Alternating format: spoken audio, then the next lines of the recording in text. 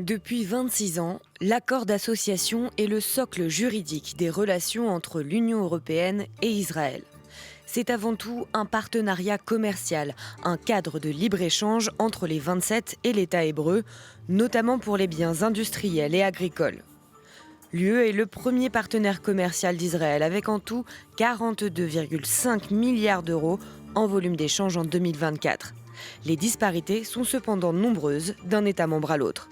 Avec plus de 7 milliards d'euros en volume d'échange, l'Allemagne est en tête, suivie par les Pays-Bas et ses ports stratégiques. La France et l'Espagne se trouvent, elles, à peu près au même niveau, soit à plus de 5 milliards d'euros de biens échangés. La balance commerciale est largement favorable à l'UE. Plus des 2/3 des échanges sont des exportations vers Israël. Le texte encadre aussi le développement de la coopération politique et scientifique. Israël fait partie des destinations Erasmus pour les étudiants européens et vice-versa et est intégré au programme d'innovation Horizon Europe. Mais l'accord est contesté depuis des années sur la base de son article 2 qui précise que les relations entre les parties doivent être fondées sur le respect des droits humains. C'est ce fondement qui est remis en question, notamment par une pétition citoyenne ayant réuni plus d'1 million de signatures dans l'UE. Elle dénonce.